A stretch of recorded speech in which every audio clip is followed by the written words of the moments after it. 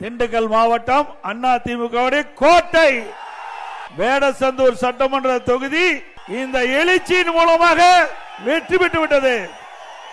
திமுக ஆட்சிக்கு வந்து 4 ஆண்டு காலம் நிறைவு பெற்று 5வது ஆண்டு அடியடித்து வைத்திருக்கின்றது. வேடசந்தூர் சட்டமன்ற தொகுதி மக்களுக்கு ஏதாவது ஒரு பெரிய திட்டத்தை கொண்டு வந்திருக்கிறாங்களா? இல்ல இல்ல. அனைத்து இந்திய அண்ணா திராவிட முன்னேற்ற கழகம் ஆட்சி இருக்கின்ற பொழுது இந்த திண்டுக்கல் மாவட்ட மக்களுடைய கோரிக்கை, இங்கே பிரம்மாண்டமான மருத்துவக் கல்லூரி மருத்துவமனை வேண்டும் என்று கேட்டீர்கள். சுமார் 350 கோடி ரூபாய் மதிப்பீட்டிலே அற்புதமான அரசு மருத்துவக் கல்லூரி மருத்துவமனை கொண்டு வந்து இங்க இருக்கின்ற ஏழை மக்களுக்கு அந்த அரசு மருத்துவமனையின் மூலமாக அற்புதமாக சிகிச்சை அளிக்கக்கூடிய மருத்துவமனையை கட்டிய அரசாங்கம் அதிமுக அரசாங்கம்.